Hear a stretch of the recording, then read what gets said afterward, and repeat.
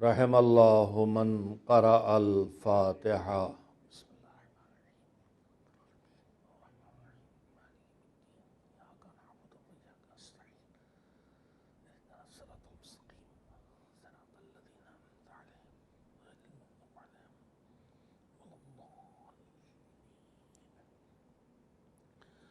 اعوذ باللہ من الشیطان اللعین الرجیم، بسم اللہ الرحمن الرحیم، الحمد للہ رب العالمین،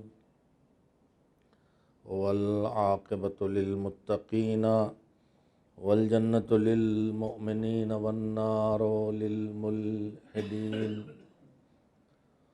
والصلاة والسلام علی سید الانبیاء والمرسلین، سیدنا و نبینا و شفیعنا ابی القاسم محمد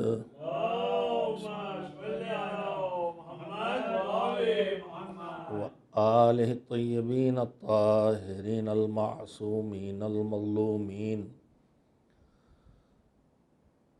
واللعنۃ الدائمۃ الباقیۃ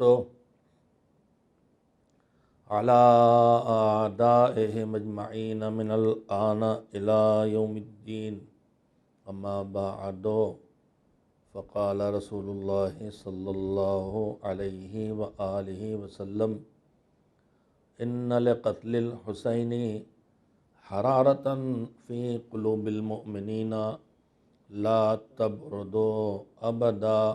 صلوات بھیجیں محمد و آل محمد۔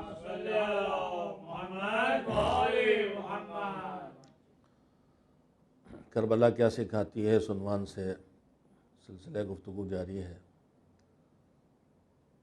اور سارا خلاصہ یہ ہے کہ کربلا دین سکھاتی ہے، دینداری سکھاتی ہے۔ کربلا وہ سکھاتی ہے جسے سکھانے کے لیے 1,24,000 نبی آئے تھے، جس کے سکھانے کے لیے اللہ نے اپنی اعلیٰ ترین مخلوق کے اعلیٰ ترین لوگوں کو ذمہ دار بنا کے بھیجا تھا، اور وہ تھا دین سمجھنا، دین اپنانا، اور دین پر باقی رہنا۔ کربلا دین پر آنا بھی سکھاتی ہے، کربلا دین پر چلنا بھی سکھاتی ہے، کربلا دین پر جینا بھی سکھاتی ہے، کربلا دین پر مرنا بھی سکھاتی ہے۔ کربلا بتاتی ہے کہ ایمان سے بڑھ کے کچھ نہیں ہے، کربلا سکھاتی ہے کہ باطل کے آگے سر جھکانا نہیں ہے، چاہے سر کٹانا پڑ جائے۔ کربلا بتاتی ہے کہ اپنے ضمیر کا سودا نہیں کرنا ہے، اپنے ایمان کا سودا نہیں کرنا ہے، اپنے دین کا سودا نہیں کرنا ہے، اپنی آخرت کا سودا نہیں کرنا ہے، چاہے ان کے مقابلے میں دولت کے انبار ملیں، چاہے حکومت اور اقتدار ملے، چاہے نام اور شہرت ملے۔ میں یہ باتیں اس لیے دہراتا ہوں کہ آج دشمنان دین سب سے پہلا حملہ جو کرتے ہیں وہ دین والوں سے ان کے دین کے سودے کا حملہ کرتے ہیں۔ امامے والوں کے پاس آتے ہیں، آپ امامہ کتنے میں بیچیں گے؟ خالی ایک تصویر ہم کھنچوا دیں وزیر اعظم کے ساتھ تو آپ کا امامہ ہمیں مل جائے گا کہ نہیں؟ خالی ہم ایک پہنچ آپ کی کرا دیں کہ 2-4 سفارشیں آپ کے سن لیں تو آپ ہمارے ساتھ کھڑے دکھائی دیں گے کہ نہیں؟ شیروانی والے کے بعد ہی پہنچتا ہے آپ کتنے کے ہیں، انجمن والے کے بعد ہی پہنچتا ہے آپ کی مدد ہمیں کیسے حاصل ہوگی۔ وہ ہمیں خریدنے آتا ہے پیسے سے، اقتدار سے، اور ڈرا کے بھی۔ کربلا تینوں باتیں سکھاتی ہے کہ ان کربلا والوں کے پاس نہ آؤ۔ پیسے سے وہ بکتا ہے جو ابن سعد کے ساتھ ہوتا ہے، اقتدار کے حوالے وہ اپنے آپ کو کرتا ہے جو حر کو نہیں پہچانتا، دباؤ میں وہ آتا ہے جو مسلم ابن عقیل جیسے یکتا و تنہا مجاہد کو نہ جانتا ہو، دربار میں آ کے بھی کہا جائے زخمی اور مجروح حالت میں کہ امیر کو سلام کر، تو جواب میں مسلم ابن عقیل کے علاوہ کون کہہ سکتا ہے کہ یہ میرا امیر نہیں ہے، میرا امیر تو مکے میں ہے۔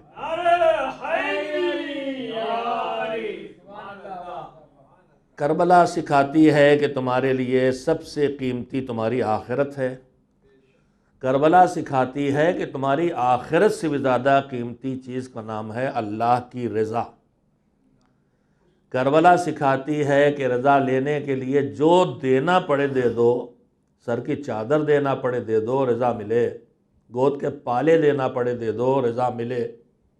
کربلا سکھاتی ہے کہ کسی بھی حالت میں تمہارے کنبے کا سربراہ اگر دین کی راہ پہ چل پڑا ہے، میں اپنی بیٹیوں سے، اپنے بچوں سے کہہ رہا ہوں، اگر تمہارے گھر کا سربراہ دین کی راہ میں قربانیاں دینے چل پڑا ہے تو اس کی راہ میں رکاوٹ نہ بننا، اس کے لیے مددگار بننا، چاہے وہ چھوٹی سی بچی سکینہ ہو، چاہے چاہنے والی بہن زینب ہو۔ کوئی ان میں سے حسین کے فیصلوں میں رکاوٹ نہیں بنا ہے، مددگار بنے ہیں۔ کربلا ہماری ہر فیملی کو سکھاتی ہے تعاونوا علی البر والتقوی ولا تعاونوا علی الاثم والعدوان، نیکیوں میں ایک دوسرے کی مدد کرنا، تقوی میں ایک دوسرے کی مدد کرنا، اللہ کی بارگاہ میں نافرمانی کرنے اگر تمہارا بیٹا بھی چلا جائے تو اس کی مدد نہ کرنا، اور جس سے تمہاری دشمنی ہے اگر وہ بھی کوئی اچھا کام کر رہا ہے تو اس کی مخالفت نہ کرنا۔ اگر ہم کربلا والے ہیں تو پھر ہم اچھے کام کرنے والوں کی مدد کریں گے، حسد کا شکار ہو کے اس کے خلاف شکایت کرنے نہیں جائیں گے۔ کربلا ہمیں سکھاتی ہے کہ تمہارے پاس جب نعمتہائے آخرت کی امید لگی ہے تو دنیا کی ان زوال پانے والی، آخرت کی لا زوال نعمتوں کے سامنے، دنیا کی ان زوال پانے والی نعمتوں کے پیچھے اپنا ایمان مت بیچو۔ جب تمہارے پاس ہر وہ دروازہ کھلا ہے کہ جس دروازے کے آگے سب سے پہلے رحمت کھڑی ہوئی ہے، تو پھر راتوں کے سناٹے میں اس دروازے پہ جا کے اپنی بھیک مانگو، کیوں حکام کے دروازے پہ جا کے اپنے کو بے آبرو کرتے ہو؟ کربلا ہمیں سکھاتی ہے کہ سب چلا جائے مگر ایمان نہ جانے پائے۔ میں روز اس لیے دہراتا ہوں کہ کب کون سی بات دل سے نکل کے کسی دل میں جگہ بنا لے۔ کربلا میں نے پچھلے سال اسی منبر سے حسینی سماج کی تشکیل کیسے ہو اس موضوع پر گفتگو کی تھی۔ اسی کربلائی اور حسینی سماج کو پوری دنیا میں پھیلانے کے لیے اور پوری دنیا کی ہر فرد کو کربلائی بنانے کے لیے میں نے اتنے دن سے سنایا، یہ کسی مذہب کی تبدیلی کی بات نہیں کر رہا میں، یہ انسانی طرز زندگی کی بات کر رہا ہوں میں۔ کربلائی ہونے کا مطلب ہے دوسروں کے کام آنے والا، کربلائی ہونے کا مطلب یہ ہے کمزوروں کی مدد کرنے والا، کربلائی ہونے کا مطلب یہ ہے مظلوموں کا ساتھ دینے والا، کربلائی ہونے کا مطلب یہ ہے ظالم کے ظلم کو برداشت نہ کرنے والا۔ کربلا سکھاتی ہے ظلم پر چپ مت بیٹھو، چاہے ظلم تمہارے اوپر ہو رہا ہو، چاہے ظلم کسی اور پہ ہو رہا ہو۔ ہمیں کربلا یہ سکھاتی ہے۔ اللہ نے اس کربلا کو، میں نے بار بار ایک لفظ کہا جو شاید نامناسب بھی ہو، کہ جیسے ہمارے بچوں کو ٹیکے لگتے ہیں تو بیچ بیچ میں بوسٹر لگتے ہیں، یہ کربلا ہمارا سالانہ بوسٹر ہے۔ جب دین کا لہو، جب دین کا جذبہ لہو میں ٹھنڈا ہونے لگے تو یہ کربلا آ کے ہمیں جگہ دیتی ہے، یہ عاشورہ آ کے ہمیں جواں سال بنا دیتا ہے، یہ محرم آ کے ہمیں جواں مرد بنا دیتا ہے، ہماری بھول کو یادداشت سے بدل دیتا ہے، ہماری غفلت کو ہوش مندی سے بدل دیتا ہے، ہمارے ذمہ داریوں سے دوری ہونے کو ذمہ دار انسان بنا دیتا ہے، ہمیں دوسروں کے حق چھیننے کی طرف لگ جانے کو اپنا حق چھوڑ کے دوسرے کے حق کی حفاظت کرنے پہ لگا دیتا ہے۔ یہ اللہ کی طرف سے انتظام ہے، اسے بھولنے نہ پاؤ۔ اور یہ الہی انتظام ان تمام جگہوں پر ہوا ہے جہاں مالک نے دین کی حفاظت اور دین کی بقا کے لیے ضروری سمجھا ہے کہ یہ واقعہ ہو بھی اور یہ رہے بھی۔ میرے پاس ان تذکروں کے لیے جو وقت ہے ان میں زیادہ تفصیل سے بات کرنے کی گنجائش نہیں ہوتی، مگر میں اشاروں میں مجلسی مجمع سے کہنا چاہتا ہوں کہ ایک طرف وہ دشمن تھا جو دین مٹانے پہ لگا تھا، اور دین سے جوڑنے والی ہر چیز کو چھپانے پہ لگا تھا، اور آج تک لگا ہے۔ یہ ہر سال سعودی عرب میں ڈھونڈ ڈھونڈ کے ان جگہوں کو جو دور نبی کا فزیکل ثبوت ہے ان کو کیوں مٹایا جا رہا ہے، کیوں مزار گرا دیے گئے، کیوں وہ ساری مسجدیں توڑ دی گئیں، کیوں وہ محلے بنی ہاشم پورا اجاڑ دیا گیا۔ میں نے اپنی آنکھوں سے محلے بنی ہاشم، وہ قدیم محلے بنی ہاشم دیکھا ہے جو اپنی اوریجنل شکل میں تھا، آج وہ غائب ہے۔ کیوں وہ جگہیں جہاں اہل بیت کی فضیلت کا کوئی تذکرہ اس جگہ سے منسوب تھا اسے سڑک سے بدل دیا گیا، اسے باتھ روم سے بدل دیا گیا، اسے لائبریری سے بدل دیا گیا۔ پوری دنیا میں، ابھی گلف میں خلیج میں جائیے آپ، ابو ظبی میں نے دیکھا جو ہماری مسجد ہے مسجد زہرا، اسی کے پاس ایک چھوٹا سے محلہ ہے، کچے مکان ہے، وہ اسے محفوظ کر لیا گیا ہے، اس کے ارد گرد دیوار وغیرہ بنا کے اسے محفوظ کیا گیا ہے کہ وہ اسی شکل میں باقی رہے۔ کیا ہے؟ معلوم ہوا جو یہاں کے حکام ہیں ان کے جو بزرگوں کے گھر تھے ان کی حفاظت کی گئی ہے تاکہ ہم اپنے بزرگوں کو نہ بھولیں اور ان کے کلچر کو، ان کے رہائش کو دیکھتے رہیں اور ہماری زندگی میں ان کا اثر پڑتا رہے۔ تو اگر دنیا میں یہ فطرت ہے، دنیا میں ہر جگہ جو کوئی بڑا گزر جا، ہمارے یہاں مہاتما گاندھی کا انتقال ہوا، قوم کو انہوں نے غلامی سے نجات دلائی تھی، آزادی کی راہ دکھائی تھی، عدالت کی راہ دکھائی تھی، تو مہاتما گاندھی کے انتقال کے بعد ان کی ہر چیز کو محفوظ کر کے رکھ لیا گیا، ان کا چشمہ، ان کی جو چپلیں، ان کا کرگھا، جو چیز بھی ان سے دنیا میں ہوتا ہے۔ یہ کیوں کیا جاتا ہے؟ اس کے دو فائدے ہوتے ہیں، ایک تو وہ یادیں تازہ ہوتی رہتی اس کو دیکھ کے، اور دوسرے ثبوت رہتا ہے کہ یہ کہانی نہیں ہے، واقعہ ہے۔ دیکھیے اگر مہاتما گاندھی کی سب چیزیں رکھی ہیں تو کوئی نہیں کہہ سکتا کہ مہاتما گاندھی کوئی نہیں تھے، لیکن اگر لاکھوں ہزاروں سال کے بعد ان میں سے کچھ نہ ہو تو کوئی آ کے انکار بھی کر بیٹھے گا، نہیں کہانی گڑی تم لوگوں نے، ایسا کچھ نہیں ہوا۔ اور ہو رہا، آپ دیکھیے کربلا کو بھی ایک ملعون نے مت کہا تھا، کربلا کو بھی کہانی کہنے کی ہمت پڑ گئی، مگر ہمت پڑنے سے کچھ نہیں ہوتا، جس کی حفاظت اللہ کرے اسے کوئی نہیں کر سکتا۔ لیکن دشمن کی ایک سازش یہ ہے کہ آثار مٹائے جائیں، آثار مٹائے جائیں۔ مدینہ منورہ، مکہ، جہاں جہاں علامتیں ہیں سب صاف کر دی گئی، دنیا میں رکھے جاتے ہیں آثار، ہمارے ہاں مٹائے جا رہے۔ اور پھر میں وہی عرض کروں، ابھی چند برس پہلے، کئی برس سے مجھے حج کی توفیق حاصل نہیں ہوئی، دعا کریں کہ جس میری لغزش اور غلطی سے اللہ نے مجھے حج سے محروم کیا ہے، اس لغزش و غلطی طرف میں متوجہ ہو جاؤں اور میں اس سے توبہ کر لوں، تاکہ اللہ مجھے پھر اپنے گھر پہ حج کے لیے بلا لے۔ عمرے کے لیے جانا الگ شرف ہے، حج کے لیے جانا الگ شرف ہے۔ حج کی قیمت کا آپ ہم اندازہ نہیں لگا سکتے، موضوع سے جڑی بات نہیں ہے، لیکن انتہائی زندگی کی کام کی بات ہے، اس لیے کروں گا۔ حج کی منزلت کا اندازہ ہم نہیں لگا سکتے۔ ہماری پوری زندگی میں سال بھر تاریخیں آتی ہیں جن میں روایتوں میں لکھا ہوا ہے یہ مغفرت کی شب ہے، یہ رحمت کی شب ہے، توبہ کرو، استغفار کرو۔ مگر ان ساری راتوں میں ہم سب کی نگاہوں میں معصومین علیہ السلام کے بتانے کی بنیاد پر جو بات بیٹھی ہوئی ہے وہ کون سی رات ہے جو اس کام کے لیے سب سے زیادہ عظیم رات ہے؟ عبادت کی رات، مغفرت حاصل کرنے کی رات، رحمت تک پہنچنے کی رات، اپنی دعائیں قبول کرانے کی رات۔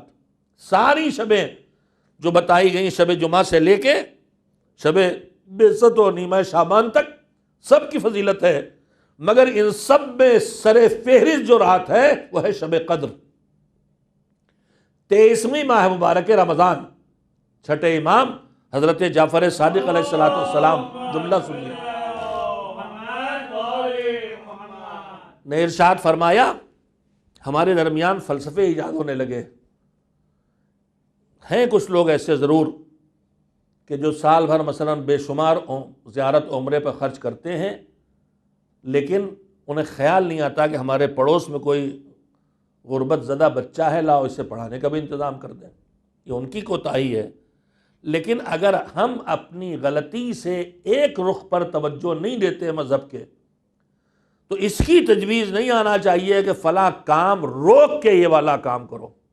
مثلا مجالس میں تبرک بٹ رہا ہے، تبرک میں ہمیں خیال رکھنا چاہیے کہ اسلامی اصولوں کے خلاف نہ ہو، ضائع نہ ہو، اس طرح نہ دیں کہ پھکے، اس طرح نہ دیں کہ اسراف ہو، اس طرح نہ کہ گھروں میں جا کے ضائع ہو، یہ سب خیال کرنا چاہیے ہمیں۔ لیکن تجویزیں اٹھنے لگتی ہیں کہ تبرک میں لوگ کیلکولیٹ کر کے اتنے کروڑ خرچ ہوئے ہیں، یہ بچا کے کالج کھول دیے جاتے، یہ نہ کیجیے۔ عمرہ جانا روک کے آپ کالج نہ کھلوائیے، زیارتیں روک کے آپ مدرسے نہ چلوائیے، تبرک کا خرچہ کم کر کے آپ یتیموں کی سرپرستی نہ کرائیے۔ یہاں سے کاٹ کے وہاں لگانے والے آپ کون ہوتے ہیں؟ آپ کے ذمہ داری ہے کہ اسے بھی سنبھالیے، اسے بھی سنبھالیے۔ آپ بیلنس رکھیے اپنے وجود کو، لیکن یہ تجویزیں نہیں آنا چاہیے کہ اسے روک کے وہ کیا جائے، اسے روک کے وہ کیا جائے۔ اگر اسے روک کے اسے کرنا ہوتا، اسے روک کے اسے کرنا ہوتا، تو اللہ نے اسے رکھا ہی نہ ہوتا جسے ہم روکنے جا رہے ہیں۔ پھر یہ فضیلتیں نہ زیارت کی آئی ہوتی، نہ عمرے کی آئی ہوتی۔ بھئی یہی ہوتا کہ عمرے کا پیسہ بچاؤ اور تعلیم میں لگاؤ، بیماروں کے علاج میں لگاؤ۔ یہ تو ہمارا کام، میں نے کہا سلیقہ عمل اسلام سکھاتا ہے، ہم طے کریں کہ اس وقت ہماری ڈیوٹی کیا ہے۔ اور میں نے ابھی کل اپنے مذہب کے حساس مزاج کو سنایا تھا آپ کو کہ زیارت کے عمرے کے سفر میں ایک مومن تھا جو مومنین کی خوشی کے لیے روز بکرا کاٹ کے، بھیڑ کاٹ کے، اونٹ کاٹ کے خوب کھلا رہا تھا۔ امام نے اسے سمجھایا کہ تم یہ نیکی کر رہے ہو، لیکن تم نے سوچا کہ کبھی تمہارے انہی ساتھیوں میں کوئی ایسا ہو جو یہی کرنا چاہتا ہے اور اس کے پاس وسائل نہ ہو، تو اس کا دل شکستہ ہوگا۔ تو جو روز عمرہ و زیارت کرنے جاتے ہیں، میں ان سے نہیں کہوں گا اپنے میں سے کم کریں، میں کہوں گا اپنی دنیا کی ضرورتوں میں سے کوئی ضرورت چھوٹی کریں اور ایک آدھ غریب کو کھلا دیں، پال لیں، پڑھا دیں۔ ایک صلوات بھیجیں محمد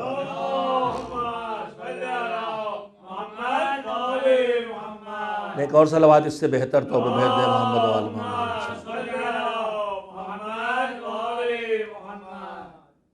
تو جو آثار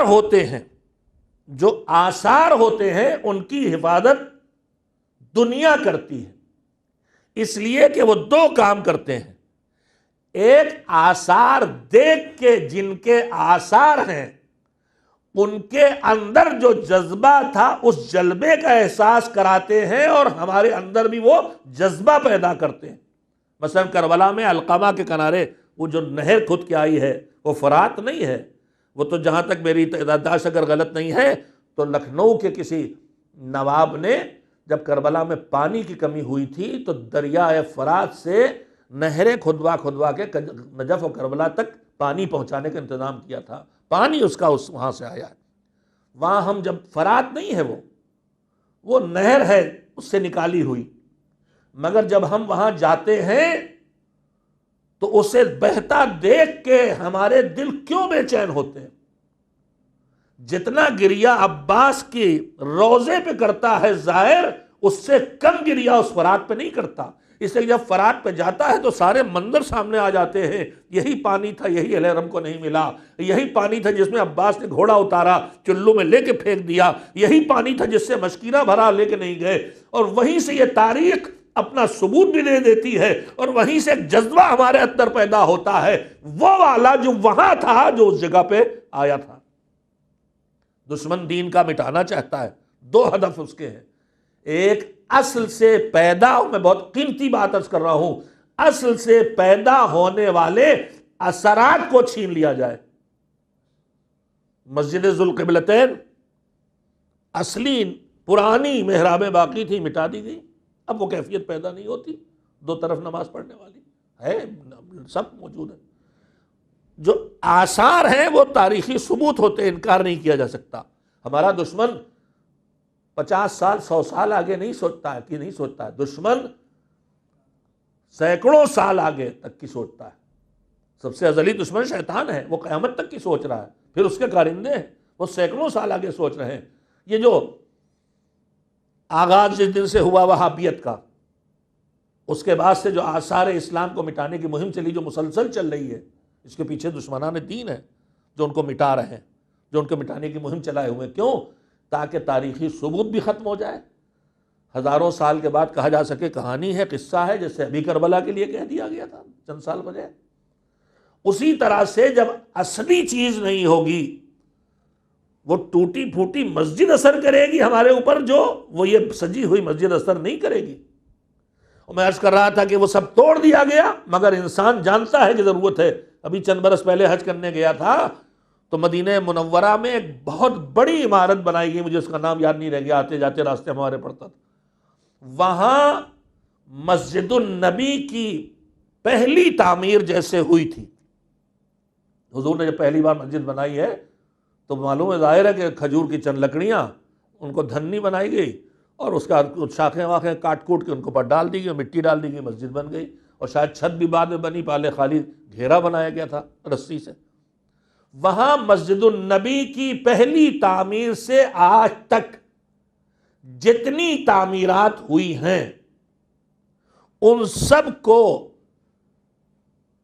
آرٹسٹ لوگوں نے ان تاریخ کے بیانات کے سہارے انہیں عملی وجود دیا ہے، اس میٹر سے، جس میٹر سے وہ چیز بنی تھی۔ یعنی مثلا پیغمبر کے دور میں اگر وہ بنی تھی تو اسی چیز سے بنائی، اسی کھجور سے، اسی مٹی سے، اسی طرح۔ تو یہ پلٹ کے بنانے کے کیوں خیال آیا بھائی؟ پلٹ کے بنانے کا خیال اس لیے آیا کہ تمہیں لگا کہ یہ وہ چیزیں ہیں جنہیں فطرت کہتی ہے کہ باقی رکھو، فطرت کہتی ہے کہ باقی رکھو، بزرگوں کے آثار کو باقی رکھو۔ تو ایک مہم تھی چھپانے کی، میں نے بہت وقت لے لیا آپ سے کہنے میں، ایک مہم تھی چھپانے کی دشمن دین کی، اور ایک مہم تھی پھیلانے کی اس کی جس نے دین بھیجا ہے۔ میں دو تین نمونے آپ کے سامنے رکھوں، چھپانے کی مہم، پھیلانے کی مہم۔ میں عزاداری سے متعلق بات کر رہا ہوں، میں ادھر ادھر نہیں گیا ہوں۔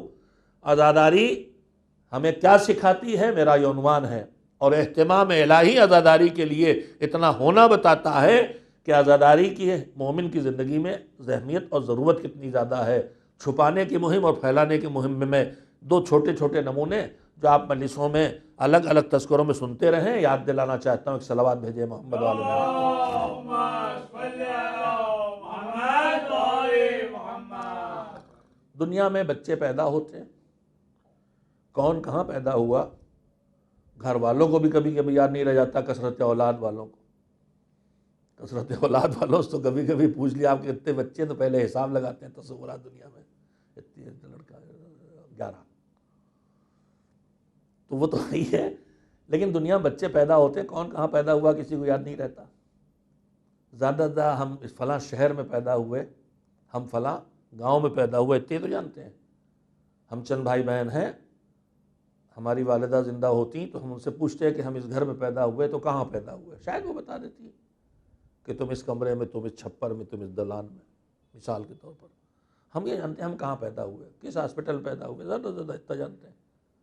پوری کائنات میں خالی ایک آدمی ہے جس کے بارے میں پوری دنیا جانتی ہے کہاں پیدا ہوا، کہا یہ اللہ کے گھر میں پیدا ہوا۔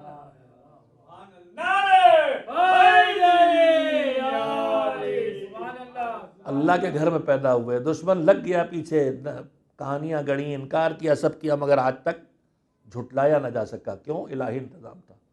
یہ بتائیے جناب فاطمہ بنت اسد پیدا ہونا ہی ایک الگ سے اہتمام ہے، خانہ کعبہ میں پیدا ہونا ہی ایک الگ سے اہتمام ہے، مگر الگ سے اہتمام پیدا ہونے کا الگ چیز ہے، اور اس اہتمام کا باقی رکھنا کہ دنیا قیامت تک جانتی رہے کہ علی کعبے میں پیدا ہوئے تھے، یہ ایک الگ انتظام ہے۔ اس کا نمونہ ہلکا سے محسوس کر لیں۔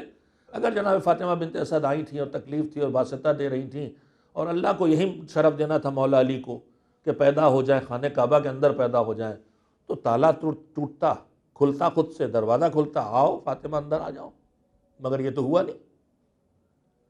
فاطمہ طواف کر رہی، دعا کر رہی، طواف کر رہی، دعا کر رہی، آخر میں جب پیچھے پشت کعبہ پہ جا کے پھر سے دعا کی اور واسطے دیے، اور واسطے میں اس بچے کا واسطہ بھی دے دیا جو پیٹ میں ہے ماں کے، وہیں دروازہ کھل گیا۔ ادھر پتھر ہٹا، فاطمہ اندر گئی، اور ادھر پتھر پھر واپس۔ اگر دروازہ کھلا ہوتا اور فاطمہ اندر گئی ہوتی تو دروازہ کھلا ہی تھا، گھر والوں کو خبر ہوتی، سب آ جاتے، تیمارداری کرتے، اٹھا کے لے جاتے گھر۔ مگر اب یہاں معاملہ کیا ہوا؟ چند لوگ تھے جنہوں نے دیکھا کہ ایسا ہو گیا ہے، فاطمہ بنت اسد اس طرح پتھر ہٹا، اس طرح خانہ کعبہ کے اندر چلی گئیں۔ وہ جو چند لوگ تھے دوڑے چوطرفہ، خاندان میں خبر ہوئی، ادھر ادھر محلے میں خبر ہوئی، جناب ابو طالب آ گئے۔ اب جناب ابو طالب آئے، چابی لگائی، تالا کھولا، کھلتا ہی نہیں۔ یہ لیجیے اہتمام ہو رہا ہے نہیں ہو رہا؟ کھل جاتا، مل جاتے علی، لے کے چلے جاتے، 4 لوگ جانتے، قصہ ختم ہو جاتا۔ ابو طالب جانتے، گھر والے جانتے، محلے کے چند لوگ جانتے، اور تو نہ دیکھتا کوئی نا۔ اب اس کے بعد ابو طالب آئے، تالا کھولنے کی کوشش کی، نہیں کھلا، اور نہیں کھلا تو نہیں کھلا۔ 1 دن 2 دن 3 دن تالا نہیں کھولا، کھلا ہی نہیں۔ یہاں تالا کھلنا ہی نہیں ہے، جہاں دیوار میں در بنا تھا وہیں در بننا ہے۔ اچھا اب جو 1 دن میں تالا نہیں کھلا تو دن بھر میں جو تالا کھول نہیں رہا، فاطمہ بنت اسد اندر ہے، ابو طالب کی زوجہ۔ اچھا ابو طالب کوئی نامانوس آدمی بھی نہیں ہے، غیر معروف آدمی بھی نہیں ہے، دنیا جانتی کون ہے، سید بطحاں ہے یہ۔ ان سے زیادہ معزز شخصیت اس وقت عرب معاشرے میں نہیں ہے، ان کی بیوی اس میں بند ہے، تالا کھولنے کھلتا ہی نہیں۔ اب یہ بات کہاں تھی پہلے؟ 4 لوگوں نے دیکھا تھا وہاں، 4 لوگوں سے نکل کے 4 گھروں پہنچی، 4 گھروں پہنچ کے محلے محلہ گھومنا شروع ہوئی۔ مان لیتا ہوں میں کہ مکے میں خبر پھیل گئی، اور جیسے جیسے خبر پھیلتی ہے تو بتائیے ایسی انہونی کی خبر سن کے آدمی گھر بیٹھا رہتا ہے یا دیکھنے نکلتا؟ چلے دیکھے ہوا کیا، چلے دیکھے ہوا کیا؟ تب اس محلے میں خبر گئی، اس محلے میں گئی، ہر محلے سے لوگ آ گئے، ہاں بھائی تالا پڑا ہے، اور کھولنے کھلتا ہی نہیں، کھولنے کھلتا ہی نہیں۔ تو دھیرے دھیرے پورے مکے میں خبر پھیل گئی کہ ابو طالب کے زوجہ اندر ہیں اور تالا کھولنے نہیں کھلتا۔ اور خبر جو پھیلی اس میں نہ جانے کتنے چشمدید گواہ آ گئے۔ اب اس کے بعد اگلا دن آیا تو یہ جو مکہ ہے یہ ہے بازار، اس بازار میں ارد گرد سے لوگ قبیلوں والے بھی آتے ہیں اپنا مال بیچنے خریدنے۔ انہوں نے بھی دیکھا کہ بھیا آج تو عجیب بات ہوئی۔ اب جو یہ اپنے اپنے گاؤں واپس گئے تو راتوں میں بستیوں میں، قبیلوں میں، ریگستانوں میں ان کے ذریعے خبر پھیل گئی ابو طالب کی زوجہ گئی تھی کعبے میں، تالا کھول نہیں رہا۔ لیجئے صاحب گاؤں گاؤں خبر پھیلنا شروع ہو گئی۔ اب جو گاؤں گاؤں خبر پھیلنا شروع ہو گئی تو اگلے دن سے گاؤں والے بھی آنے لگے، دیکھیں کیا ہوا، دیکھیں، عجیب و غریب بات ہے نا، دیکھیں کیا ہوا، دیکھیں کیا ہوا۔ تو دوسرا دن آیا تو اب مکے والے بھی کھڑے ہیں، گاؤں والے بھی کھڑے ہیں۔ 2 دن ہوئے، یہ گاؤں والے واپس گئے تو اگلے دن اور علاقے تک پھیل گیا معاملہ۔ اب جو تیسرا دن آیا تو پورا مکہ بھی دیکھ رہا، ابھی تک نہیں کھلا، ادھر ادھر کے قبیلے والے بھی دیکھ رہے ہیں، ابھی تک نہیں کھلا۔ بڑی بھیڑ ہے اور یہ سب دیکھ رہے ہیں کہ تالا نہیں کھلا، ابو طالب کھول نہیں کھلتا۔ کہ ایک مرتبہ اس ساری بھیڑ میں، جس میں مکے کے ہر قبیلے کا آدمی ہے، جس میں مکے کے ارد گرد کے قبیلوں کے لوگ کھڑے ہیں، سب نے دیکھا سید رسول سر جھکائے چلے آ رہے ہیں، اور دروازے کی طرف آنے کی بجائے پشت در پہ جا رہے ہیں۔ انہیں پتا ہے کہاں سے گئی کہاں سے نکلیں گی۔ گئے، جا کے ہاتھ اٹھائے ہیں، دروازہ کھلا، فاطمہ بنت اسد نکلی، گود میں علی رسول کے حوالے کیے۔ چاروں طرف مکے کی بھی گواہ کھڑے ہیں، ارد گرد کی بھی گواہ کھڑے ہیں۔ کہانی پھیل گئی، ابو طالب کا بیٹا کعبے میں پیدا ہوا۔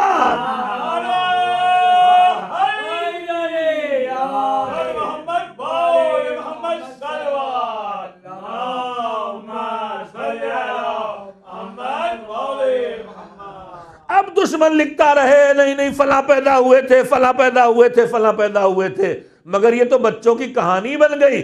ماں لوریاں دیتی ہیں، سنو اماں کہانی سناؤ کا سنو۔ ایک تھے ابو طالب، سید بطحاں تھے، ہاشم کے اولاد تھے، جو حاجیوں کو سالن میں روٹی توڑ کھلاتے تھے۔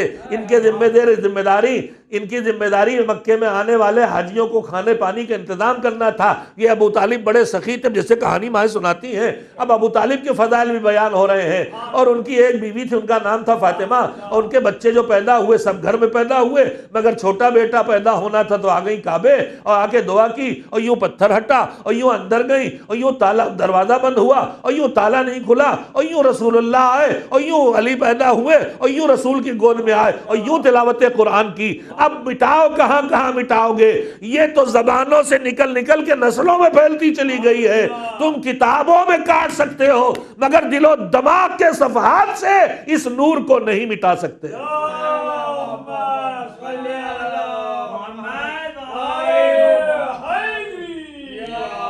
یہ اہتمام الہی کے علاوہ کیا ہے؟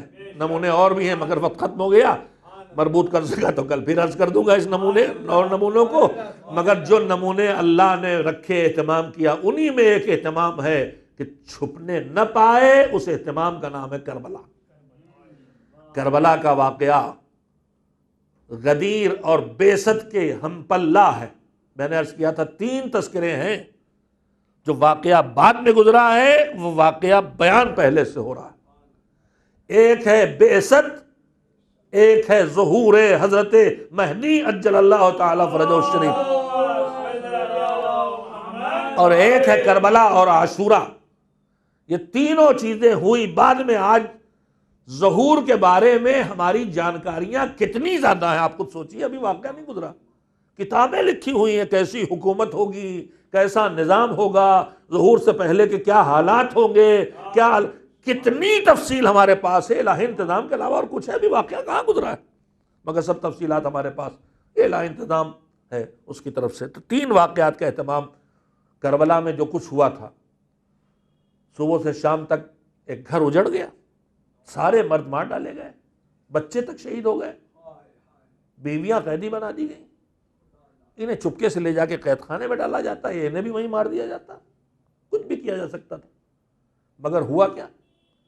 ہوا یہ کہ انسان، آپ سوچئے، ہم بار بار کہتے ہیں بیمار کربلا، اور یہ بھی یاد رکھیے گا بیمار صرف بیمار کربلا تھے۔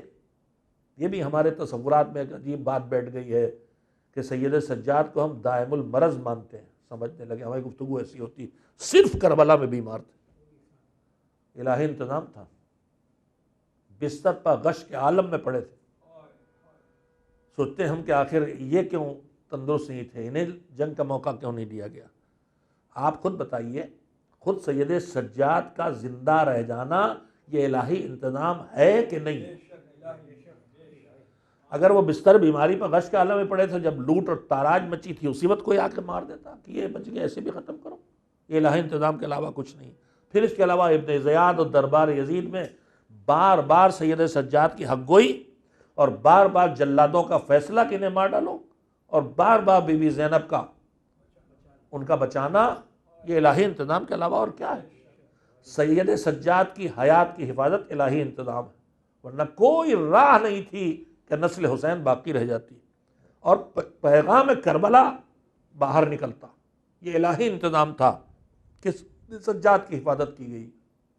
اس کے بعد دوسرا الہی انتظام یہ ہے کہ جنگ لڑنے کے بعد حاکم وقت اپنے کامیابی کے زام میں اللہ جب چاہے تو دشمن سے کام لیتا ہے۔ اگر خاموشی سے قافلہ زندان شام میں پہنچا دیا جاتا اور دفن کر دیا جاتا تو کربلا نہ پھیلتی۔ تو پھر یہ جو شورش جگہ جگہ اٹھی، جو جگہ جگہ انقلاب برپا ہوا، جو کوفے سے لے کے شام تک، اور پھر حکومتیں بے چین ہو گئیں، اور یہاں تک کہ اسی کربلا نے بنی امیہ کی حکومت کو پلٹ دیا، تختہ پلٹا۔ یہ بنی عباس جو ہے بنام کربلا ہے۔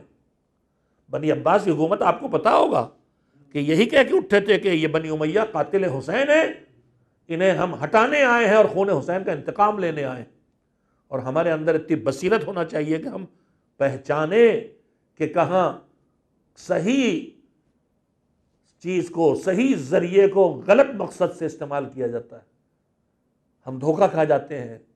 جنگ صفین میں نیزہ پر قرآن اٹھا تھا نہیں، مسلمانوں نے دھوکہ کھایا کہ نہیں؟ لہذا ہم نہ کبھی ممبر کے نام پہ دھوکہ کھائیں۔ ارے صاحب ممبر ہے، اب کیسے دیکھیے توجہ دیں، ممبر سے کوئی کچھ کہہ کے چلا جائے، صاحب مجلس ہے، ممبر ہے، ہم کیا کریں؟ یہی نظریہ وہاں صفین میں تھا، قرآن ہے، نیزے پہ ہے، ہم کیا کریں؟ مگر وہ ممبر جس پر سے حق نہیں بیان ہو رہا تھا دربار شام میں، اس ممبر کے لیے سید سجاد نے لفظ کیا بولے تھے؟ کہا تھا اس لکڑی پہ جا کے بولوں میں۔ تو اس ڈھانچے کا نام ممبر نہیں ہے، اس ڈھانچے کا نام نہیں، اس پیغام سے جگہ ممبر بنتی ہے۔ تو ہمیں ہوشمند ہونے کی ضرورت ہے۔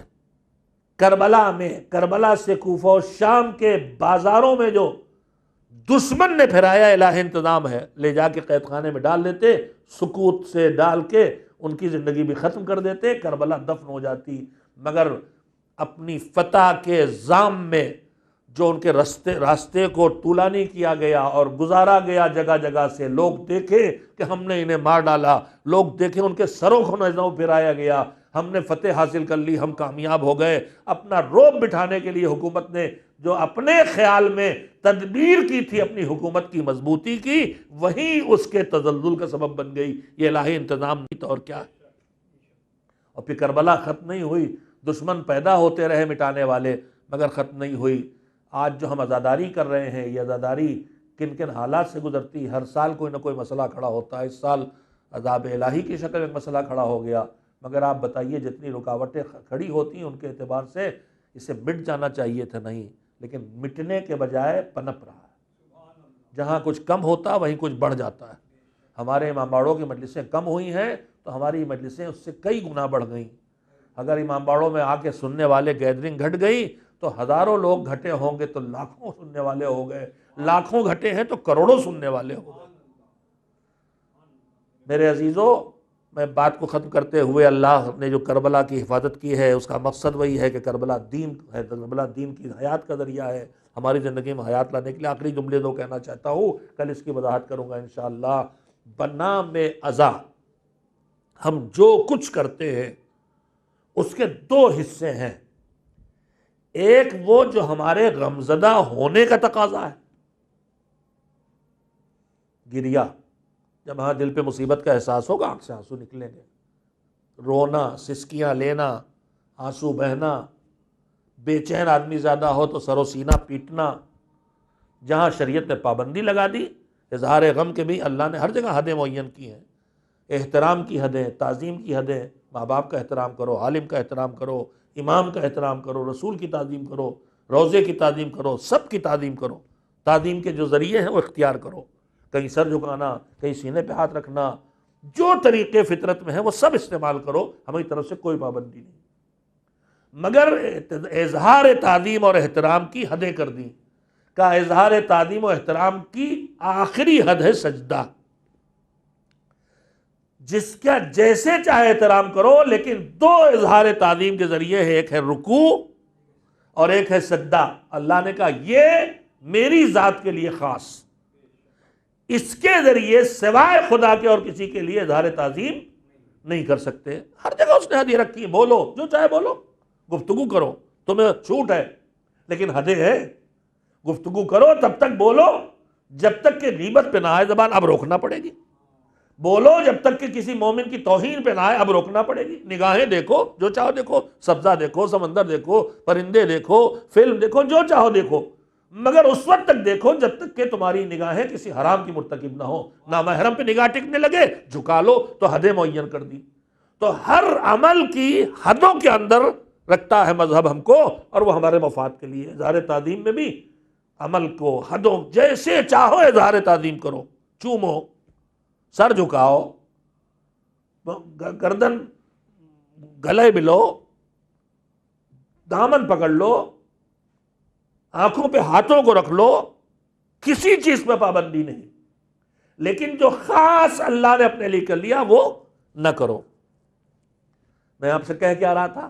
کہہ یہ رہا تھا کہ جو عزاداری کے ہمارے تمام رسوم عزا، جنہیں ہم لفظ بولتے ہیں، علامت عزا، رسم کہتے ہیں علامت کو، پہچان کو، اصل میں ہمارے ہاں لفظ بدل گیا ہے۔ رسم کہتے ہیں پہچان کو، جیسے کوئی آدمی آثار کو، جیسے اب ہم چل کے گئے تو ڈھونڈ رہے ہیں ہم کہ ادھر سے آدمی گیا تو پاؤں کے نشان ہوں گے، یہ رسوم ہے۔ رسوم عزا یعنی عزا کی علامتیں۔ تو عزاداری میں دو طرح کے کام ہیں، کچھ وہ ہیں جو فطرت کرواتی، رونا، آنسو بہنا، سسکیاں لینا، چلانا، سر و سینہ پیٹنا۔ بے چین انسان کبھی سینہ پیٹتا ہے، کبھی رانے پیٹتا ہے، کبھی سر پیٹتا ہے، مگر یہاں بھی مذہب نے جہاں روک دیا ہے، چہرے پہ نوچنا نہیں جائز ہے، خراش دینا، نوچ ڈالنا اپنے چہرے کو شدت غم میں، بلکہ بعض روایات میں اپنے غم میں اپنے چہرے کو پیٹنے کی اجازت نہیں دی گئی۔ ہمارا باپ مر گیا، ہم غم کا اظہار کریں، مگر چہرے کو تماچوں سے نہیں مار سکتے، وہ رحیم پروردگار ہے۔ ہم اپنے اوپر ستم کریں، وہ نہیں کرنے کی اجازت دیتا، وہ کریم پروردگار ہے۔ یہ سب ہے فطری کام۔ توجہ دے، قیمتی بات کہتے کہتے آج کی بات ختم کر رہا ہوں، کل تشریح کروں گا۔ عزاداری کے دو اجزاء ہیں، رسوم ادا کے دو حصے، ایک ہے جو مصیبت زدہ انسان کا عمل ہے، جو آدمی پہ مصیبت پڑتی ہے وہ کر بیٹھتا ہے، رونا پیٹنا یہ سب اس میں آتا ہے، ماتم اس میں آتا ہے، بیان کرنا، نوحہ پڑھنا، مرثیہ پڑھنا اس میں آتا ہے، مجلس پڑھنا، بولنا ارے فلاں میرے بابا کا انتقال ہو گیا ایسے تھے، مجلس ہے یہ سب فطری چیزیں ہیں، یہ غم کا تقاضا ہے، مصیبت زدہ ہونے کا ثبوت، اس کے لیے کسی دلیل کی ضرورت نہیں ہے، غم کو اس نے حسین کی عزا پر مستحبات احکام آئے ہیں عزا کرو، اب جو چیز اس میں سے مصیبت کا اظہار بن جائے جس سے دیکھ کے دیکھنے والا کہے کہ اس پر کوئی مصیبت پڑی، بس وہ ہے عزاداری کا مصداق۔ لیکن عزاداری ہی کے رسوم میں ہمارے بزرگوں نے دوسرے ذمہ داری کو ادا کیا ہے، وہ ذمہ داری کیا ہے؟ کربلا کے پیغام کو نسل در نسل تمہیں پھیلانا بھی ہے، جیسے غدیر کے لیے کل کہا تھا، رسول اکرم حضرت محمد مصطفیٰ صلی اللہ علیہ وسلم نے کہا تھا، فرمایا تھا کہ جو حاضر ہیں وہ غائب تک یہ پیغام پہنچائیں۔ میں آج وہ سنانا چاہتا تھا، موقع نہیں ملا، کل انشاءاللہ کنٹینیو کر کے اسی پہ گفتگو ختم کروں گا۔ جو حاضر ہے وہ غائب تک پہنچائیں، ڈیوٹی لگائی تھی اور اللہ کا انتظام الگ سے ہوا، مسلمان کی ڈیوٹی الگ لگی تھی اور اللہ کا انتظام الگ سے ہوا تھا، حکم الگ سے دیا گیا تھا تم کرو، اور جو ہمیں کرنا وہ ہم کریں، کل انشاءاللہ آپ کے سامنے رکھیں گے۔ تو کربلا بھی اسی طرح ہے کہ اللہ نے انتظام کیا اسے پھیلانا اور بچانا، اسی لیے معصومین نے کہا عزاداری کرو، مجلس برپا کی، خود جو اس وقت کے حالات تھے اس میں ان کے لیے اس وقت مجلس کرنا وہ بھی گھروں میں چھپا کے کرنا ممکن تھا، جلوس نکالنا ممکن نہیں تھا۔ لیکن اگر جلوس عزاداری کے تقاضوں میں سے ایک ہے غم، یا پھر دوسرا حصہ ہے کہ اس پیغام کو دوسروں تک پہنچانا ہے، تو ہماری عزاداری کے دو حصے ہیں، ایک ہے گریہ کرنا، ماتم کرنا، وہ کام جو مصیبت زدہ انسان کرتا ہے، توجہ دے میں چند منٹ لے رہا ہوں، لیکن اگر صرف گریے کے لیے ہم سے کہا گیا ہوتا تو ہم یاد کرتے بیٹھ کے روتے، مجلس سنتے بیٹھ کے روتے، مگر دوسرا ہے من بکا علی الحسین او ابکا، رو بیٹھ کے یاد کر رہے ہیں، کربلا رو رہے ہیں، یہ ہوگا بکا۔ ابکا کیا ہوا؟ نوحہ پڑھ کے رلا رہے ہیں، ماتم کر کے رلا رہے ہیں، مجلس پڑھ کے رلا رہے، یہ ہوا ابکا جو رولائے۔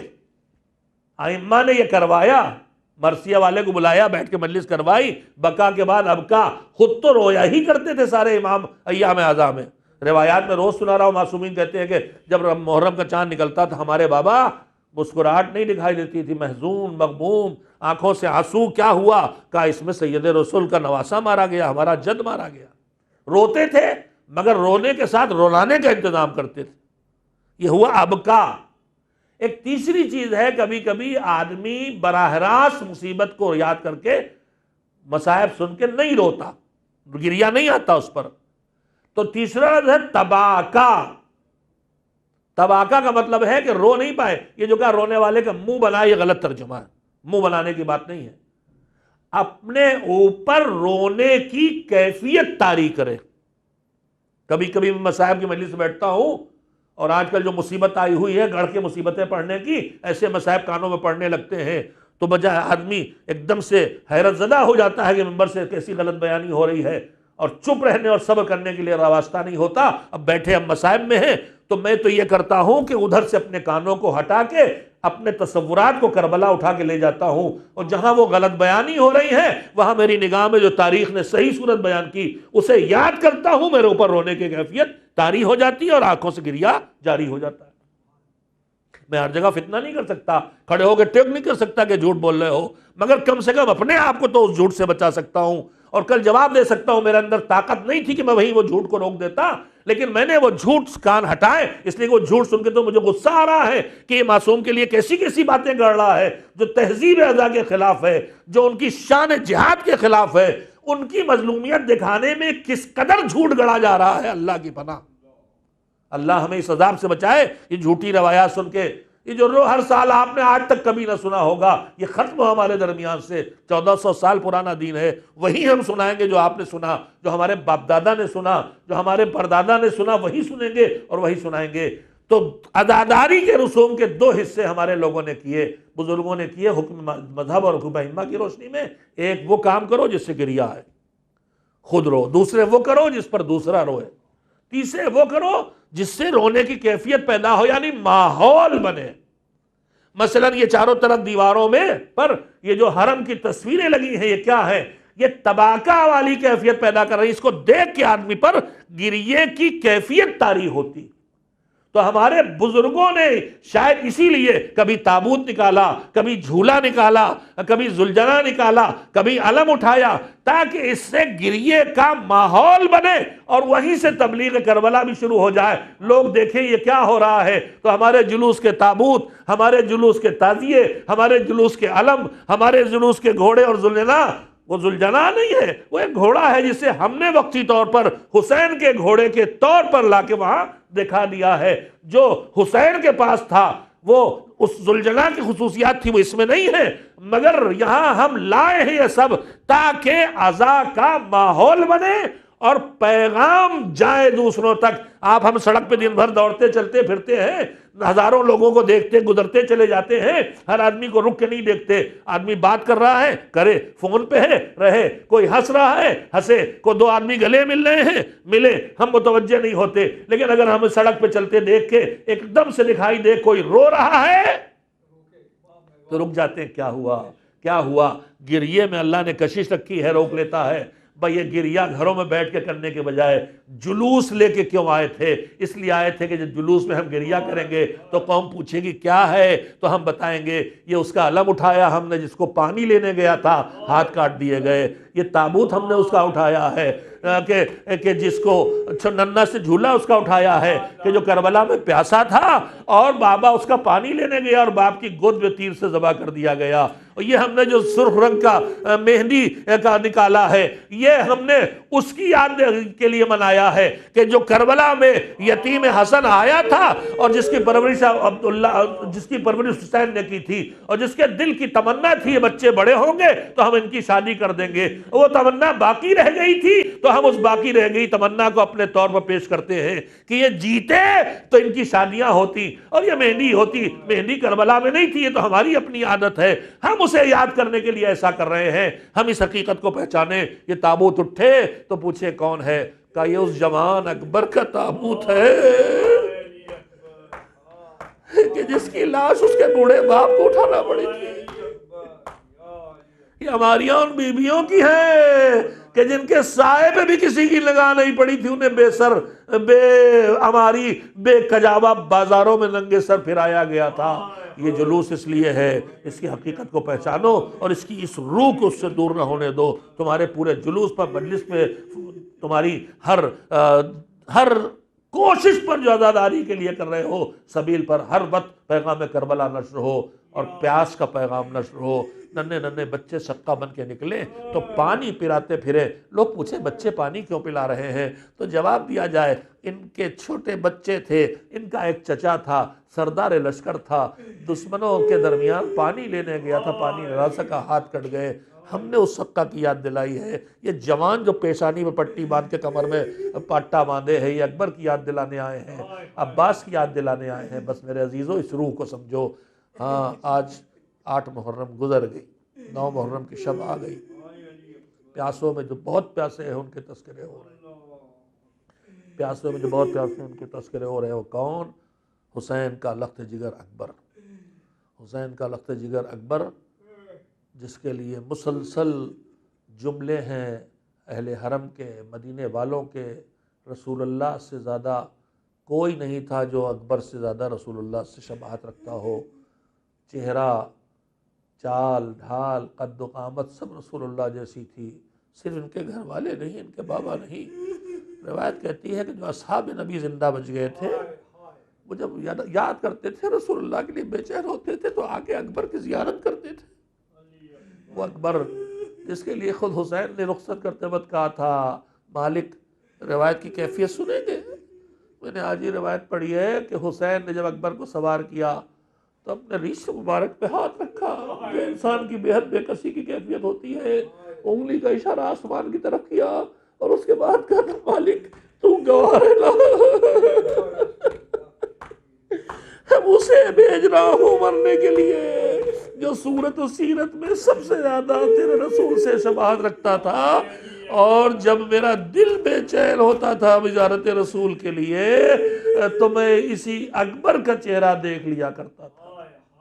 اجرکم علی اللہ، وہ جوان جو صبح سے بے چین ہے شہادت کے لیے، حسین روکے جا رہے ہیں۔ حسین کیوں روک رہے ہیں؟ دو ترتیبیں بتائی جاتی ہیں۔ ایک ترتیب بتائی جاتی شہادت کی، جس میں حسین سے سب سے قریب جو لوگ ہیں سب سے پہلے شہید ہوئے، ان میں ہمیں بحث کرنے کی ضرورت نہیں ہے، شہادتیں واقع ہوئی ہیں، حقائق سارے ہم تک نہیں پہنچے ہیں، ہمارے بزرگوں نے ان حقیقتوں میں سے جس کو چن لیا ہے ہم اسے اپنا لیں۔ ہمارے علاقے میں علماء نے دونوں روایتیں موجود ہیں، ابتدائی شہداء میں یا انتہائی شہداء میں۔ اگر ابتدائی شہداء میں ہو تو اس کی وجہ یہ سامنے ہے کہ جب سب کو مرنا ہے تو پھر حسین سب سے پہلے انہیں بھیج رہے ہیں جو ان کے اپنے قریب ترین ہیں، تاکہ جو ہمارا سب سے قریب ہے وہ پہلے شہید ہو جائے، کسی کو یہ نہ لگے کہ اپنوں کو بچا رہے ہیں دوسروں کو بھیج رہے ہیں۔ اور اگر حسین نے اپنے چاہنے والوں کو آخر میں بھیجا ہو تو اس کی وجہ بھی ہے، مرنے کا یقین سب کو، مگر جو جتنی جلدی شہید ہو جائے گا اتنی جلدی اس کی مصیبتیں رک جائیں گی، اس کی پیاس ختم ہو جائے گی۔ حسین جانتے تھے میرے اصحاب میرے بارے میں سوچنے والے نہیں، ہاں شہید سب کو ہونا ہے، لہذا وہ پہلے جائیں جو ہم سے دور ہیں، جو ہم سے جتنا قریب ہے آخر میں جائے، تاکہ آخر تک مصیبتوں کا سامنا کرے، آخر تک پیاس کا سامنا کرے۔ اس لیے اختتامی حصے میں عباس، اکبر اور 6 مہینے کا اصغر دکھائی دیتا ہے۔ بہرحال صورت ترتیب جہاد جو بھی ہو، ترتیب شہادت جو بھی ہو، اکبر لڑنے گئے ہیں، مگر اس طرح سے آسانی سے اجازت نہیں ملی۔ بار بار پوچھتے تھے بیٹا تمہیں کیسے جانے دیں، تم تو شبیہ پیغمبر ہو، مگر اب وہ وقت آ گیا کہ لشکر خالی، خیمے خالی، ہر طرف سناٹا، بابا پھر کیا ہوگا؟ میں جاؤں گا؟ نہیں جاؤں گا تو کیا آپ جائیں گے؟ حسین نے کہا جا بیٹا جا، تو بھی جاؤ، مگر سن مجھ سے اجازت مل گئی، مگر اس کے ساتھ ساتھ تیرے اوپر تیرے اس پھوپھی کا حق ہے جس نے تجھے پالا ہے۔ اکبر خیموں میں آئے، پھوپھی اماں اجازت دیجیے، نگاہیں اٹھائیں، کہا پھوپھی اماں مقتل میں جانے، کہا بیٹا کہ اسی دن کے لیے پالا تھا؟ روایت کہتی ہے اکبر نے کہا ٹھیک ہے پھوپھی اماں نہ جانے دیجیے، مگر کربلا کے میدان میں جب سیدہ بی بی کہے گی کہ تم نے اپنا بچہ بچا لیا، میرے بچے کو مرنے دیا، تو کیا کرو گی؟ کہا جاؤ بیٹا جاؤ، جان دے دو، جان دے دو، قربانی دے دو۔ اکبر کو اجازت مل گئی، خیموں میں بیویوں سے رخصت ہو کے چلے۔ ہم لوگ سنتے ہیں کہ سب خیموں سے نکلے ہیں مگر جیسے اکبر نکلے ایسے کوئی نہیں۔ فقرہ کیا ہے؟ ہم نے آپ نے جنازے اٹھائے ہیں، گھروں سے میت ہونا ایک مصیبت ہے، گھروں میں جنازہ رکھا رہنا ایک مصیبت ہے، مگر ان مصیبتوں میں سب سے مشکل وقت وہ ہوتا ہے جب گھر سے جنازہ نکلتا ہے۔ کیوں؟ اس لیے کہ جو گھر میں بیویاں چھوٹ رہی ہیں، جو بچے چھوٹ رہے ہیں، ان سے بھی چھوٹ رہا ہے، لہذا اس وقت سب سے بڑا کوہرام برپا ہوتا ہے۔ روایت کہتی ہے کہ سارے مجاہد جو نکلے ان کی رخصت کا منظر عجیب و غریب تھا، مگر اکبر جب خیموں سے نکلے تو کیفیت یہ تھی جیسے بھرے گھر سے جنازہ نکلتا ہے، بار بار پردہ اٹھتا ہے، بار بار پردہ گرتا ہے، بار بار پردہ اٹھتا ہے، بار بار پردہ گرتا ہے۔ راوی یہ نہ دیکھ سکا وجہ کیا ہے، مگر خیموں کے اندر کی کیفیت بتا رہی ہے۔ اگر بیویاں روک رہی ہوتی اکبر کو تو کیسے ارے ماں سمجھے ہم آپ، شاید وجہ یہ تھی کہ اکبر جب بڑھنے لگتے ہیں تو ایک مرتبہ زینب کہتی ہے بیٹا جا رہا ہے مگر ایک بار اور گلیجے سے لگا لے، ایک مرتبہ زینب کے گلیجے لگے پھر بڑھے، ایک مرتبہ ام کلثوم نے بازو پکڑا، بیٹا جا رہا ہے ایک بار اور گلیجے سے لگ جا، ایک بار گلیجے سے لگے، پھر ام لیلا نے کہا بیٹا ایک بار اور گلیجے سے لگ جا۔ سب کو رخصت کر کے اکبر چلے، پردہ ہٹایا کہ اب آزادی مل گئی، نکلے کہ ایک مرتبہ قبا کا دامن الجھا، جیسے کسی نے روکا، ارے کون ہے جو گلے سے لگ نہیں سکتی؟ کا بھیا گود میں اٹھا کے ایک بار اور کلیجے سے لگا لو۔ ننھی سے سکینہ کو لے کے گود میں رخصت کیا۔